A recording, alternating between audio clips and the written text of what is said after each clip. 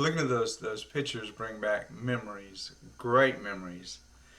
That was actually from a trip I took back to Colorado to visit some family friends of mine. It was actually my father's best friend and his wife, whom I was there visiting and staying with. And actually, in the pictures, the guy in the picture with me beside the snow pack was actually my father's best friend from the Army when my father was still in the military. So it was good being there. And that trip actually was late. That trip up to the top of Pike Peak was late into my trip there. I had actually stayed there for 2 months, and I couldn't go right up to the top of Pikes Peak because my body wasn't used to that altitude. My body wasn't even used to the altitude in Colorado Springs because where I'm at in Georgia, we're just a little above sea level, where Colorado Springs is over a mile above sea level. And as you saw in the picture, top Pikes Peak is like over 14,000 feet. I literally stood on top of that mountain that day and looked down at the Blue Angels as they flew over the Air Force Navy game. Yeah, it was a mountaintop experience, but I didn't get to start out at the top. If you remember last month, I talked about greatness and humility. You know, the Bible talks about how God promotes us, and He doesn't promote us till we're ready, because God knows how prideful we can be. Oh, look at me, I'm all great, and all that. But God takes His time before He promotes us while He's getting us ready. Now, in the fitness and the health world, there is a specific term for that, and it's called climate acclimation. I'm going to let my friend tell you about it. Hey Google, what is climate acclimation? On the website nih.gov, they say, it is the ability of the human body to undergo physiological adaptations so that the stress of a new climatic environment is ultimately less severe. Do you want a little more context? No. Okay. So our bodies have to, in Colorado Springs, the air is thinner, which means our lungs have to work harder for us to be able to breathe. So it generally takes a few days for your body to get, or maybe even a week, depending on what your health condition is, for your body to get used to that altitude so you can be more physically active without getting short on breath. I experienced it while I was there. But after a month there, I was out there biking 30 miles up and down Fountain Creek from Fountain, Colorado to Colorado Springs and then some and back. I had given my body time to get used to it. And a lot of professional athletes actually go to Colorado to train to make their lungs stronger so they can perform better in higher altitudes and basically be overall better competitors. In fact, the U.S. Olympic Committee has a training facility there where they train athletes. When I was there, I picked up a few souvenirs. Here's one. I got my little USA, I don't know how can I, there we go, USA thermal. That's one. And another thing I picked up that I still wear today is this. Let me see if you can open it up. Other side. You know, so the athletes go there. Athletes train to condition themselves. It's another form of acclimation. So I bring this up because this month I'm talking about that very thing, being conditioning and acclimation. No athlete goes out and does great physical things without first training. For those of you who know me, I like to bike year round, and I run year round, sometimes inside, sometimes outside. Hence the outfit today. I don't just go out in the elements without preparing for them. You know, I've so far this year the extreme temperatures I've biked in. My first ride was 39 degrees, and that's in the sunlight without the humidity. Just bare temperature on my bike was 39. The hottest was earlier this month. I decided to go on a mid or a work week ride on the Augusta Canal, which is actually the very first place I rode a mountain bike after my accident. So when I went there, I went on a work day in the middle of the day. I started downtown, and it was actually 106 degrees in the sunlight. Probably because I was on asphalt in a city environment, and that concrete jungle just made it real hot.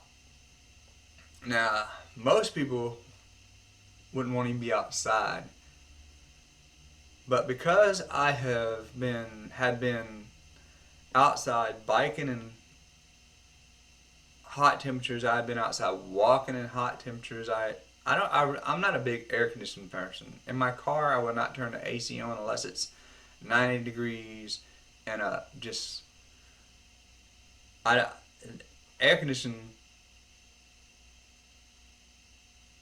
kind of, I don't want to say makes us weak. It declimatizes us. I mean, it keeps us from getting used to the environment outside. So even at home, I usually don't run the AC during the day. Usually at night, once I gotta sleep cold, but I just like more room temperature, kind of outside maybe. But what that does, it helps my body stay acclimated to the elements. So when I went riding on the canal, and just in case you're wondering what it's like, I took pictures. So at the end of this video, I'm going to include a video and some pictures I took on that trip for you to see the environment I was in. I was actually on the canal, which is the trail on the left side is the Augusta Canal, and on the other right side of the trail, there is the mighty Savannah River. So you're basically biking between two bodies of water in the summertime with the heat. So yeah, there was a lot of humidity. So it was pretty taxing on the body. But because I had been training biking shorter distances, whether it be like 10 miles, 11 miles in the heat all summer long, by the time I got down there for what was about a 14-mile ride, my body was used to it. And when I go for my 40 and 50-mile rides, I don't do many 60-mile rides anymore. Because I've done shorter distances in the heat, my body is acclimated to the heat. It's not going to put as much stress and pressure on my heart and my nervous system. So that is how professional athletes do it. I mean, you see like Usain Bolt and all these great athletes. They don't just go out and run that one time to break records. They've been training, conditioning their bodies, getting their bodies used to the heat, to the pounding of the pavement on the body. Your body has to be acclimated to your environment before you do anything like that. Especially the older you get. I mean, you don't bounce. I don't have to tell you, you don't bounce back as quick as you used to when you get older. But when I was growing up, the saying was, "A body in motion stays in motion." As long as you keep pushing yourself, keep challenging your body, keep acclimating your body to your environment, it won't be that much as a stress on your body. I mean, I'm one of the bikers. I bike year round, whether it's fall, winter. my last 40-mile bike ride I went on a few weeks ago, the last 6 or 7 miles I actually got caught in the rain, which I hate doing because bike tires just throw the water back upon you. So I got rainwater coming from the road up my chest, on my glasses, on my legs. So I hate getting caught in the rain, but what can you do? Stay inside and cry and die because you're afraid of the environment? So I actually bike year round. Even if I'm not biking or running outside, I'm walking. I have been walking in Georgia in the snow in 20-degree temperatures when we've had snow here. Not because I'm crazy, but because it helps keep my body acclimated to the environment. I have gone walking in 99 to 100-degree temperatures. Where I live, there is a community track at my church about a quarter of a mile from where I live. So I can walk over there, walk in the heat, and come back. I actually have a neighbor here near me who actually goes over there and runs, and now he has a little boy now, and he'll run pushing his son in the stroller, and we'll stop and talk and catch up on what's going on with each other. But even my neighbor year round, no matter where he's out there in the elements, in the dark. Last year I talked him into getting a headlamp so the traffic as he's walking from his house over to the track can see him. So I have lights on my bike. So I'm thinking this year I'm going to buy a headlamp. And if I do get a headlamp, I'm going to go back. I might do a video on here with headlamps and why they're a good idea. My younger brother, who is an ultra runner, who runs 50 and 100K cross-country races, he has a headlamp because you're running 50K and 100K, you're going to get caught in the dark. But by doing this, and my younger brother, when I say my younger brother, he's not like some young teenager. He's not even in his 20s. He's getting older as opposed to dying, I guess. But, sorry. The point is we have to be acclimated to the environment. So during the summer, I'm still out there. I'm in tank tops. As you can see I have a good tan line just because I'm in tank tops and I like it. I mean, I'm used to it. But keeping my body acclimated to it, it lowers my risk of strokes, heat strokes, and heart attacks. And as I've mentioned before, with my brain injury, I'm high risk for strokes and aneurysms. And it seems counterintuitive to expose yourself to extreme elements when you're high risk, but it actually strengthens your body. It strengthens your heart. It strengthens your body's ability to react to those environments.